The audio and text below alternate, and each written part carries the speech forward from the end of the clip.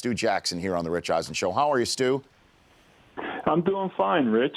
Thanks for having me on. Thank you for. Well, look, I wanted to get somebody from my listeners and viewers to in the know to tell us what to make heads or tails of last night. I don't even know how to begin, but I'll start with the Dion Waiters shove off of Ginobili. Is that a foul, Stu?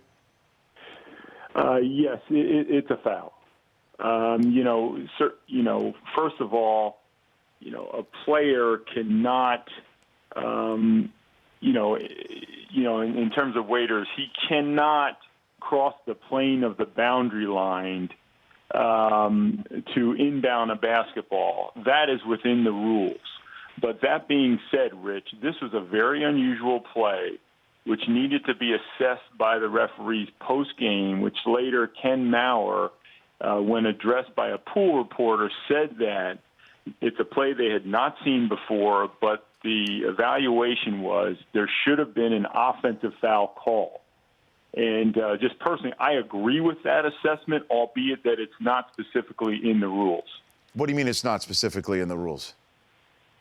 Well, you have an offensive foul rule in the rule. I mean, everyone knows that, but never in the situation whereby the offensive foul occurs by a thrower in on a defender guarding the throw in.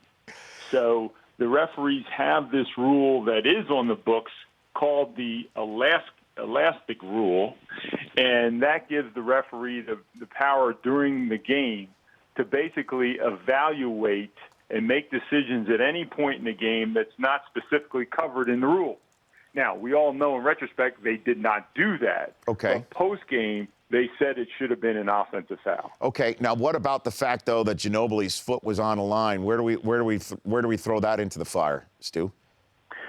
Well, that one is clear. And, if you look at Rule 8 in Section 3, the delay of the game rule, it clearly says that in the last 2 minutes of the fourth period and the last 2 minutes of any overtime period, a technical foul will be assessed if the defender crosses or breaks the plane of the boundary line when an offensive player is in position to inbound the ball. So with Ginobili, to me, he should have had a technical foul called on him for breaking that plane. Now, could have there been a concurrent where an offensive foul is called, Spurs get possession, but the Thunder get one free throw before the Spurs get the ball? Well, I stumped you, huh, Stu? No, I mean, you have to take each play individually. Okay. Based on what I saw, Ginobili stepped on the line prior to Waiters committing the offensive foul. So at that point, he stepped on the line, had the referee seen it, and it was in the last 2 minutes of the game. Ginobili should have been assessed the technical foul. Oklahoma City shoots the technical foul and then receives the ball back out of bounds in the spot where the foul originally occurred, so the violation occurred. So all of us talking today about the Waiters no call, we should instead be talking about the Ginobili no call of his foot being on the line, is what you're saying, Stu?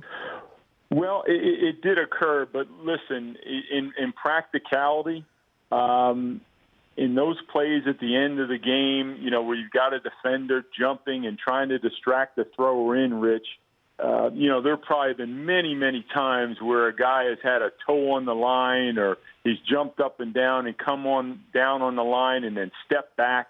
Those things happen. I've never seen that called, but the play with Waiters was one that was unusual. I don't ever remember seeing it. Clearly there was contact. There should have definitely been something called on that play. Had they not seen the foot on the line originally? Had they not seen the foot on the line originally. The Rich Eisen Show, weekdays at noon Eastern on Audience.